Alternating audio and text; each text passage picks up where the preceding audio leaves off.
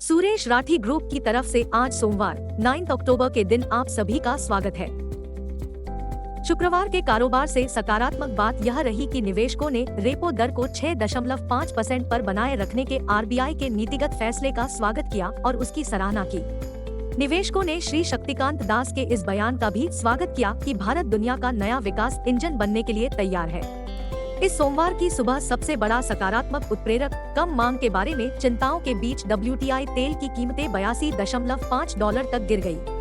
हमें संदेह है कि तेल की गिरती कीमतों की पृष्ठभूमि में निफ्टी रियलिटी इंडेक्स, जो शुक्रवार के कारोबार में 3% उछला, अपना बेहतर प्रदर्शन जारी रखने की संभावना है।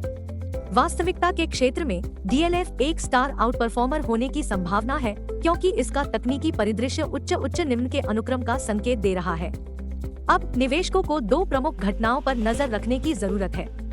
सितंबर US CPI इस गुरुवार 12 अक्टूबर को आएगी, क्योंकि यह फेड की नवंबर बैठक से पहले इन्फ्लेशन पर आखिरी प्रमुख रीडिंग में से एक है। मार्केट ट्रेंड्स, वैश्विक संकेत सकारात्मक हैं। शुक्रवार के कारोबार में FII ने 90 करोड़ रुपए के शेयर बेचे। दिन के लिए बाजार की ब्रेडथ सकारात्मक रहने की संभावना है। भावना तेजी की ओर बदलती है। निफ्टी के टेक्निकल्स रिबाउंड प्ले का सुझाव दे रहे हैं।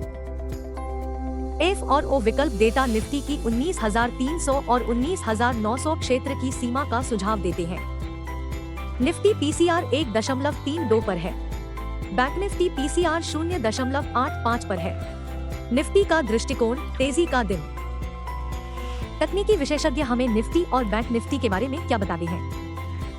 Nifty CMP 19,6540, bank Nifty CMP 44,316।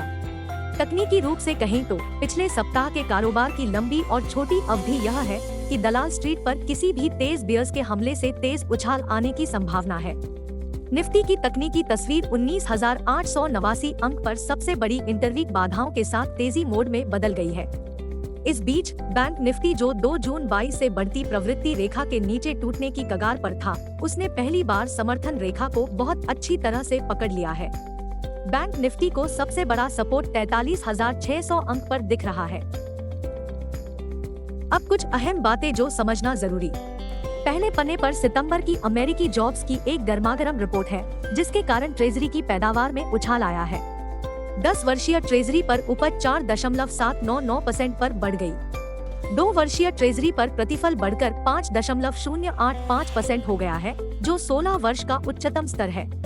लेकिन अच्छी खबर यह है कि गिफ्टी निफ्टी इस सोमवार सुबह गैप अप ओपनिंग का संकेत दे रहा है, और यह हमारे दिन के कॉल के अनुरूप है, जो बताता है कि बेंचमार्क निफ्टी सकारात्मक क्षेत्र में रहने की संभावना है, क्योंकि हमें संदेह है कि सौदेबाजी करने वाले इसमें तेजी लाएंगे। स्टॉक विशिष्ट समाचारों में TCS 11 अक्टूबर को बोर्ड मीटिंग, दूसरी तिमाही के नतीजों के साथ शेयर बायबैक पर विचार करेगी।